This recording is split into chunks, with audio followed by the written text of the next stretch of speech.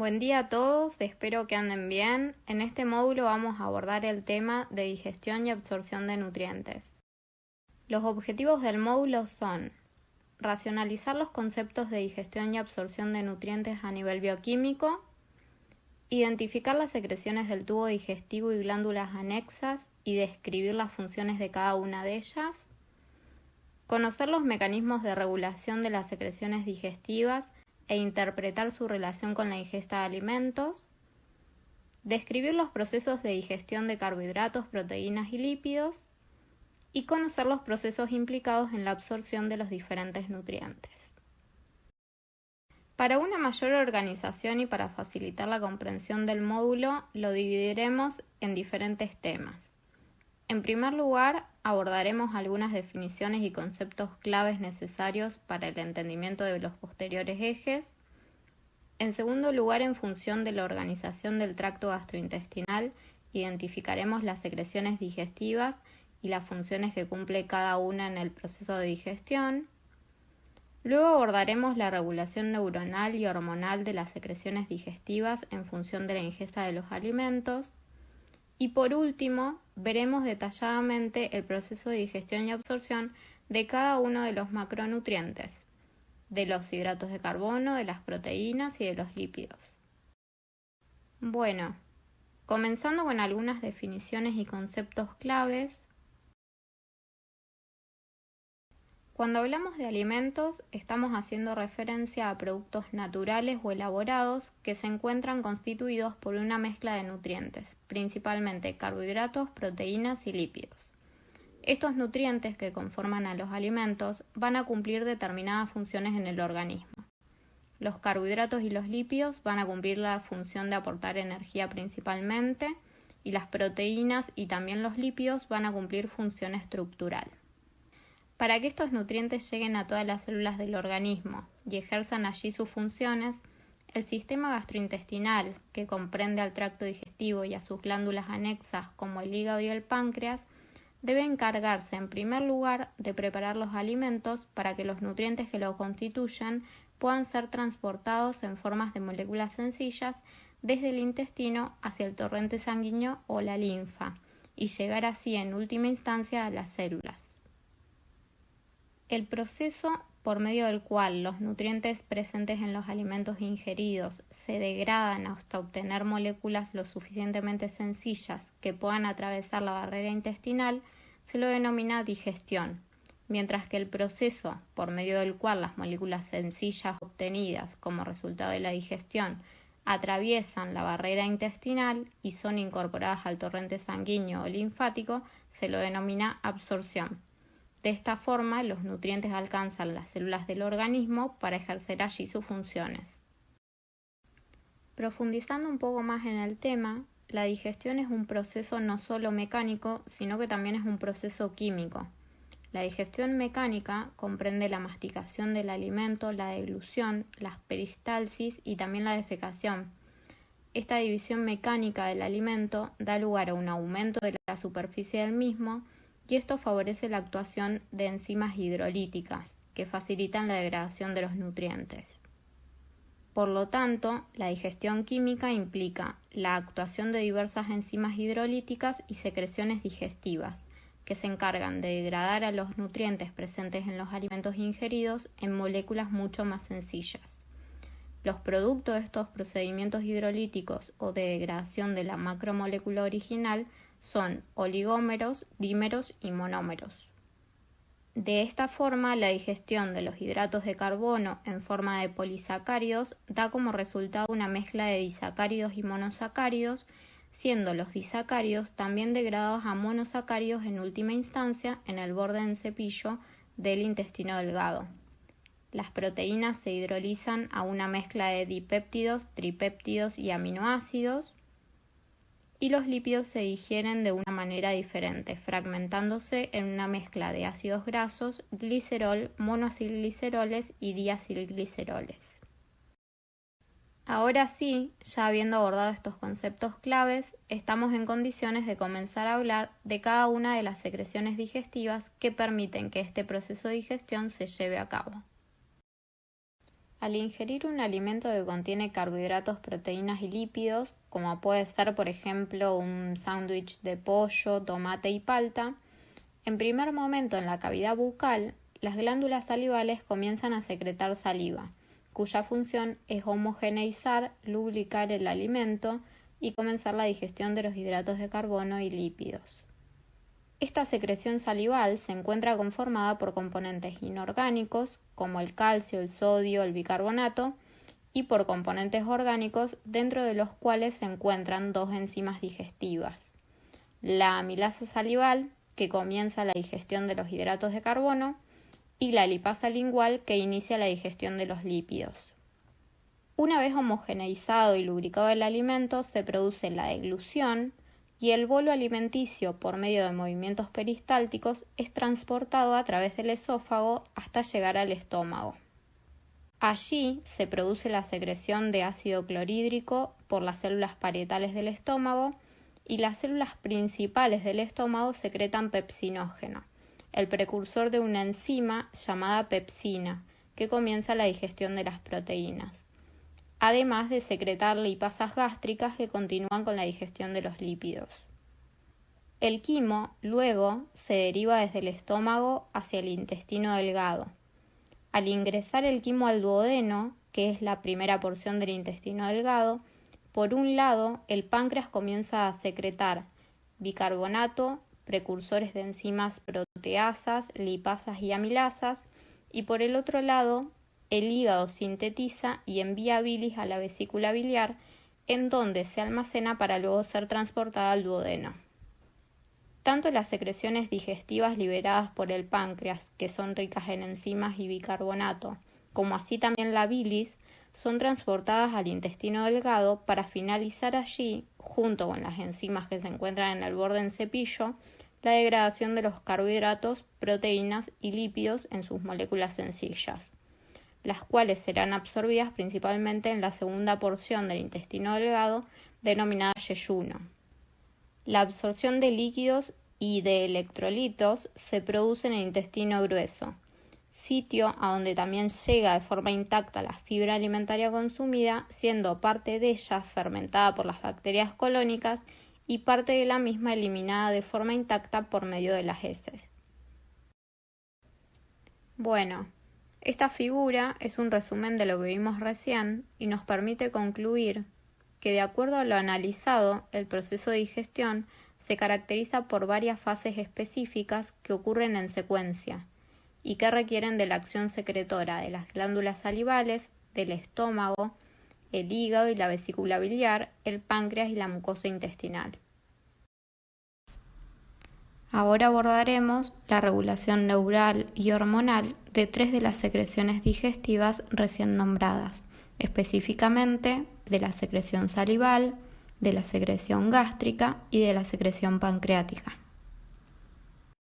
La regulación de estas secreciones digestivas se produce principalmente a nivel del sistema nervioso parasimpático y del sistema endocrino, por medio de la liberación de 3 hormonas principales: la gastrina, la secretina y la colecistoquinina. La secreción salival es controlada casi de manera exclusiva por el sistema nervioso parasimpático y comienza antes de que la comida sea llevada a la boca, como resultado de impulsos centrales que se activan por verla, olerla o imaginarla. Esta secreción aumenta aún más una vez que el alimento ya se encuentra en la cavidad bucal, por el acto físico de lo que es la masticación. En el caso de las secreciones gástricas, al igual que sucede en la secreción salival, el estómago se prepara para recibir el alimento antes de ser ingerido.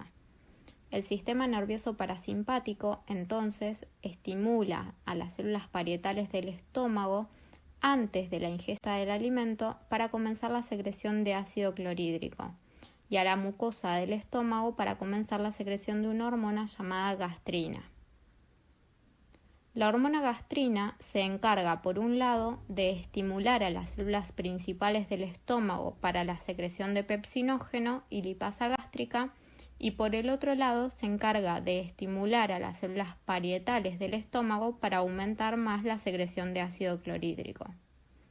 Una vez ingerido, masticado y deglutido el alimento, el ingreso del bolo alimenticio al estómago genera distensión gástrica, y esta distensión, junto con la entrada de productos de la digestión de las proteínas al estómago, se consideran el mayor estímulo para que la secreción de ácido clorhídrico y de gastrina, y por lo tanto también la secreción de pepsinógeno y lipasa gástrica, se incrementen en gran medida.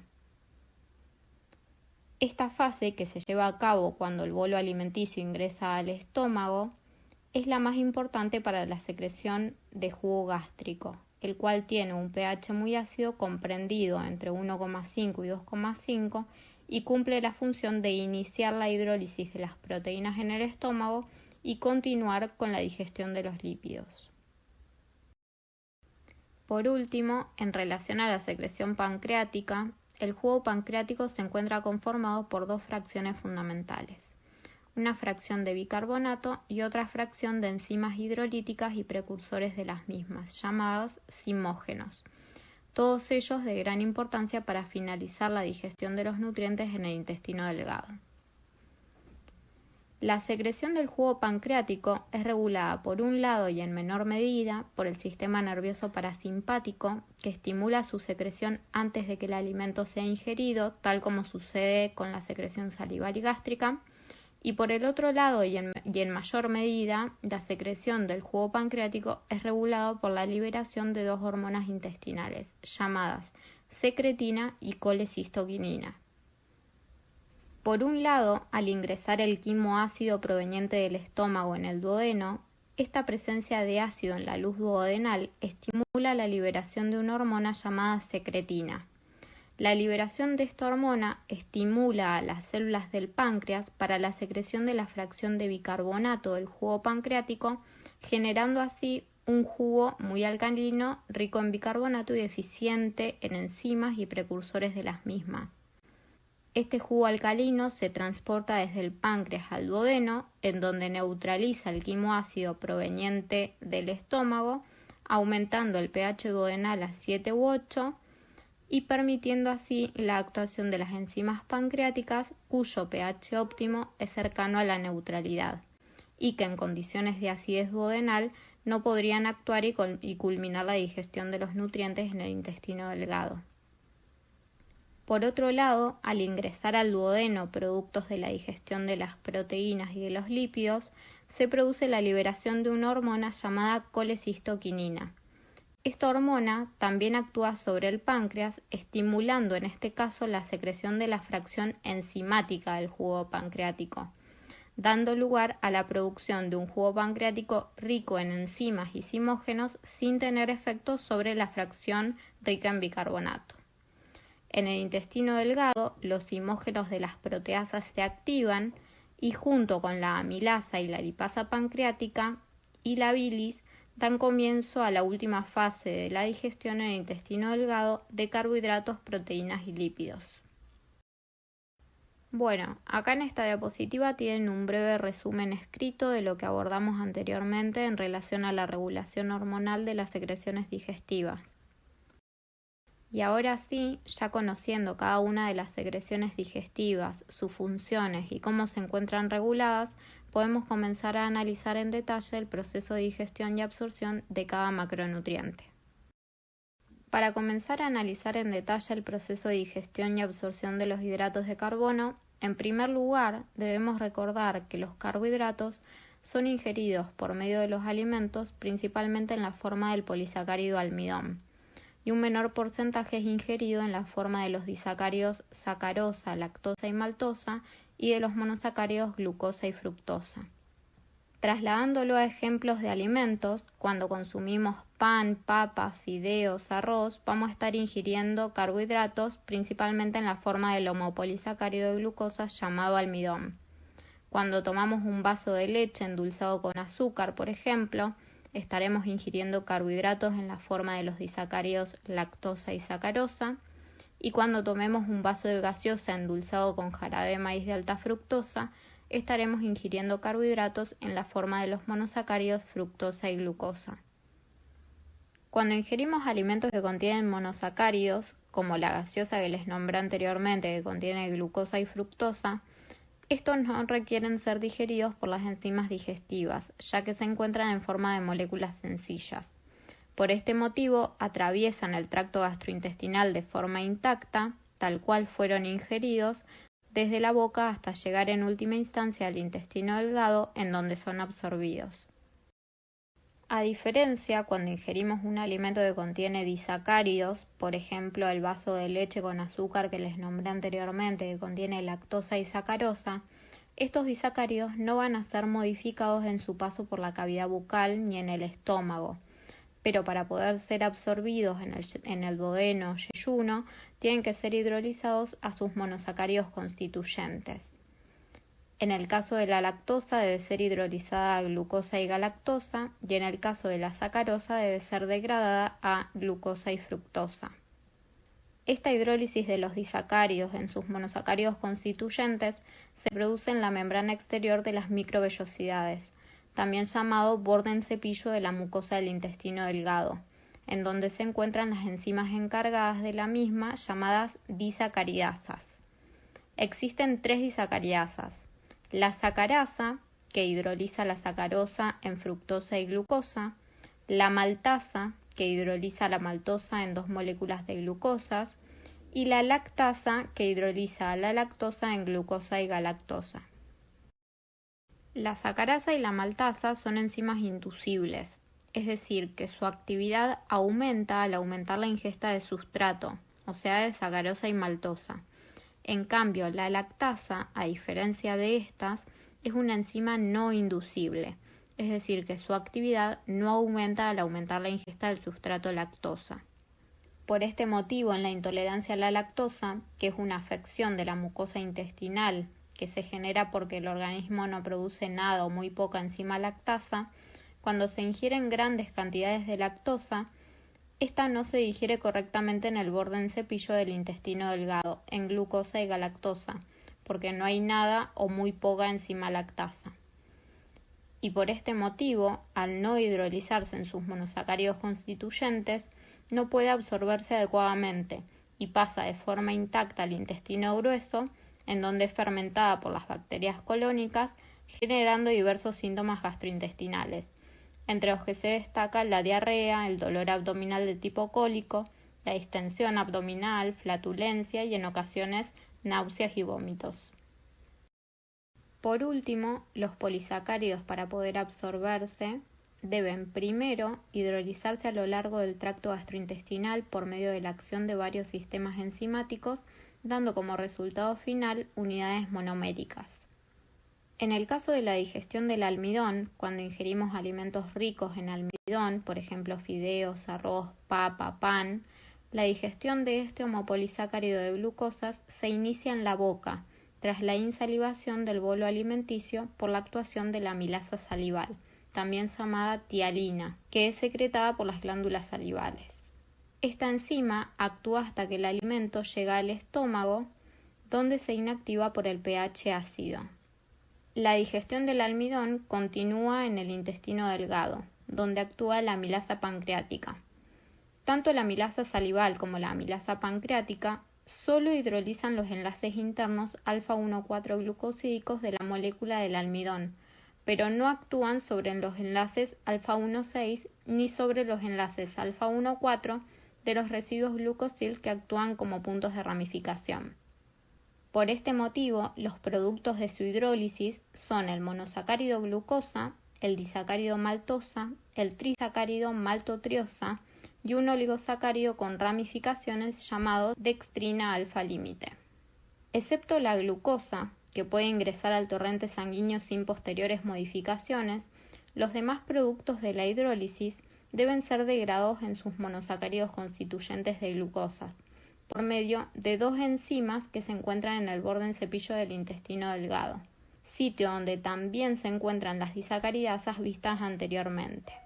Entonces, los enlaces alfa-1,4 de estos productos de maltosa, maltotriosa y dextrina alfa límite son hidrolizados por la enzima alfa-glucosidasa o también llamada glucoamilasa, mientras que los enlaces alfa-1,6 son hidrolizados por la isomaltasa o también llamada alfa-dextrinasa. Acá les queda un resumen escrito del proceso de digestión del almidón. Y en cuanto a los mecanismos de absorción de los hidratos de carbono, solo es posible incorporar al interior de las células del intestino delgado, llamadas enterocitos, los monosacáridos glucosa, galactosa y fructosa.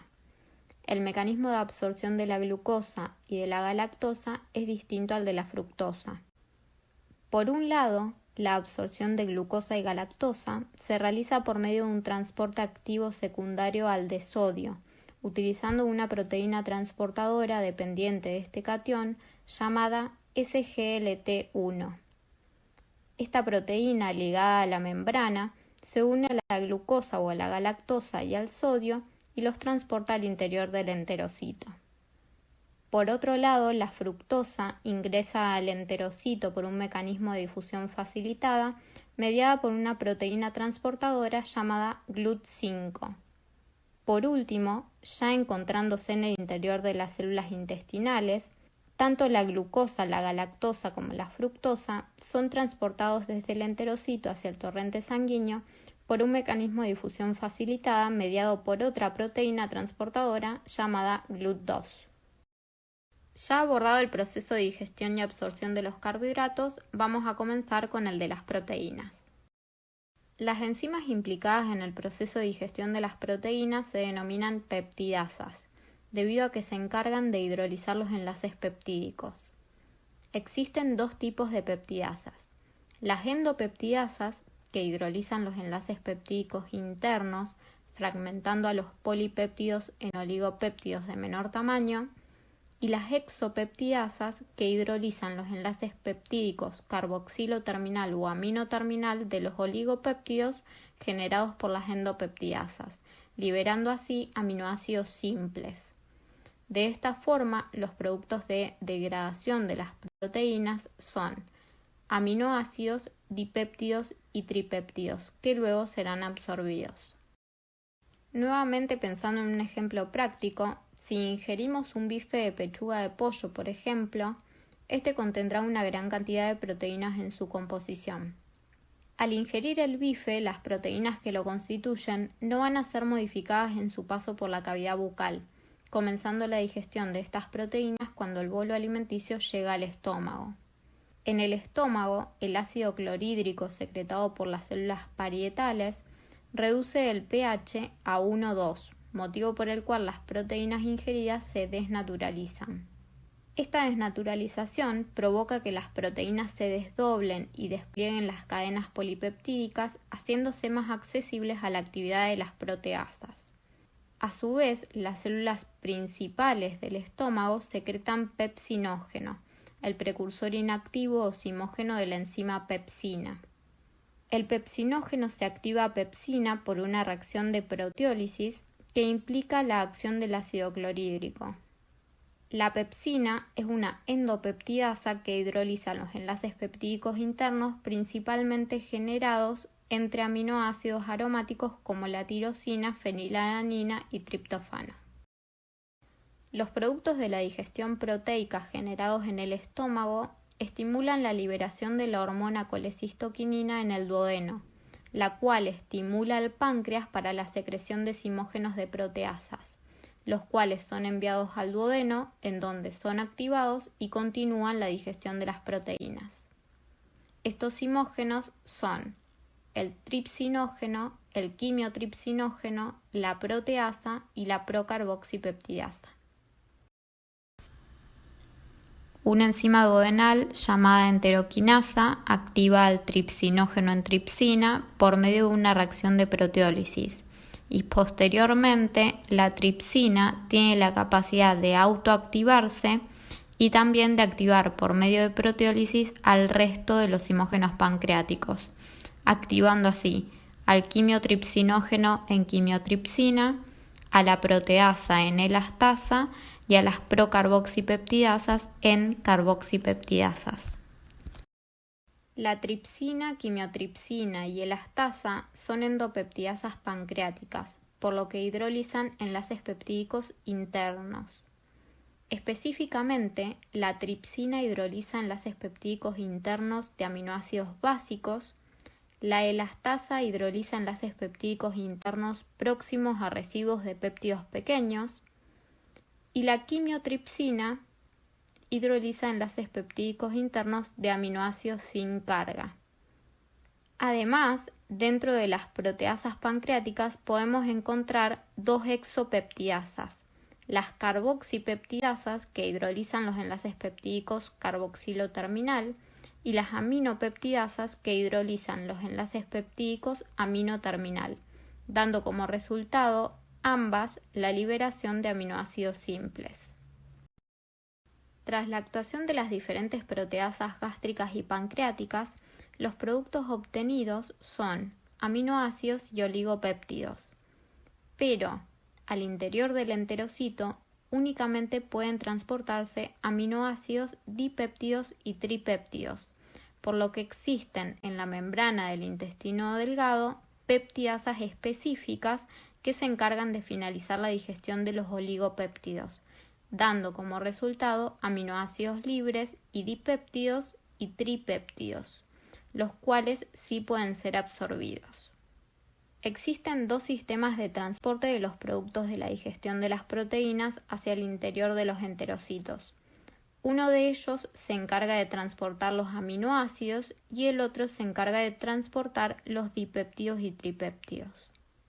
El transporte de aminoácidos utiliza distintos sistemas, entre los que se encuentra un transporte activo secundario dependiente de sodio, mientras que el mecanismo utilizado por el transportador de di y tripéptidos es un transporte activo secundario al movimiento de protones. Los dipéptidos y tripéptidos que ingresan en el enterocito son hidrolizados allí por peptidasas citoplasmáticas específicas hasta aminoácidos, siendo en última instancia estos aminoácidos libres transportados desde el enterocito hasta el torrente sanguíneo por difusión. Bueno, ahora sí, para finalizar el módulo, vamos a abordar el proceso de digestión y absorción de los lípidos. Los lípidos presentan mecanismos de digestión y absorción más complejos, debido a su escasa solubilidad en el medio acuoso de la luz intestinal. Retomando lo visto en el módulo de lípidos, recuerden que estos son ingeridos por medio de los alimentos, mayoritariamente en forma de triglicéridos. Cuando consumimos, por ejemplo, palta, la cual contiene un gran porcentaje de lípidos, la digestión de estos triglicéridos comienza en la cavidad bucal y se inicia con la actividad de la lipasa lingual, secretada por las glándulas salivales. Esta lipasa actúa sobre el bolo alimentario, en su tránsito hacia el estómago y también durante la permanencia del alimento en este órgano, ya que el pH óptimo de la lipasa lingual es de 4,5, pero su actividad comienza a un pH de 2 y aún es activa a un pH de 7,5. A su vez, esta enzima no es inactivada por la actividad proteolítica de la pepsina gástrica, por lo cual sigue actuando en la cavidad gástrica. En el estómago, junto con la lipasa lingual, también actúa una lipasa gástrica que tiene un pH óptimo entre 3 y 6. La lipasa salival, junto con la lipasa gástrica, comienzan la hidrólisis de triglicéridos que contienen ácidos grasos de cadena corta y media, y a su vez, con la ayuda de la temperatura central corporal del estómago y de los movimientos peristálticos, comienzan a transformar a los lípidos ingeridos en una emulsión. Esa fracción lipídica es impulsada desde el estómago al duodeno.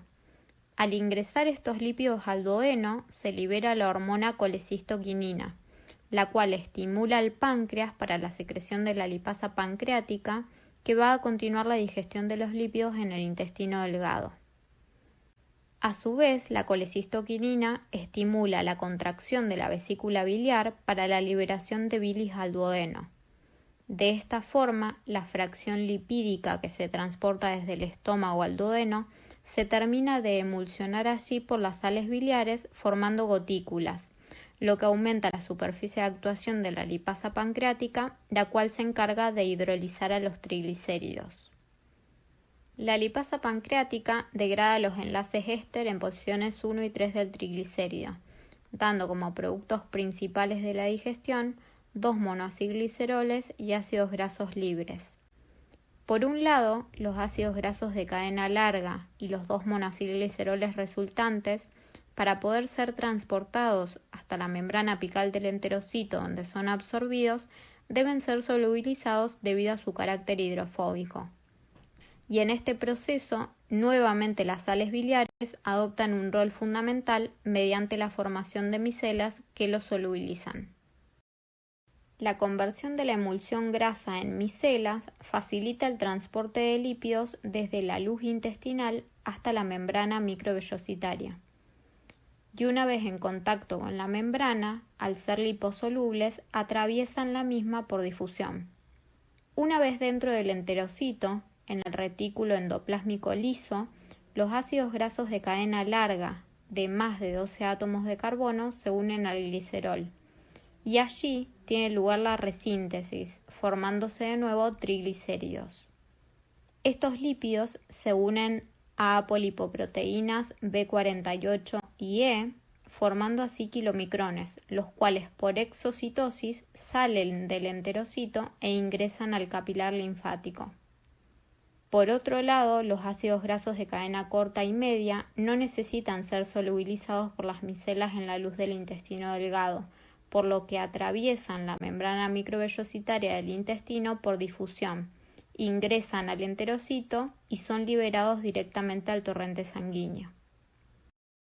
Por último, ya para finalizar, en relación a los kilomicrones y su metabolismo, estos, como recién vimos, se sintetizan en el intestino a partir de triglicéridos, fosfolípidos y colesterol ingeridos por la dieta, y poseen apolipoproteínas B48 y E. Los kilomicrones se encargan de transportar los lípidos desde el intestino hasta los tejidos periféricos. Se hidrolizan en los capilares por acción de las lipoproteínas lipasas en ácidos grasos libres y monacilgliceroles, los cuales son captados por los tejidos. Luego, los remanentes de kilomicrones enriquecidos en colesterol vuelven a la circulación y llegan al hígado, donde son captados por los receptores LDL mediante la apolipoproteína E. Este metabolismo será abordado en mayor profundidad en el módulo de metabolismo de lípidos. Muchas gracias por la atención, espero que les haya gustado y que les sea de utilidad.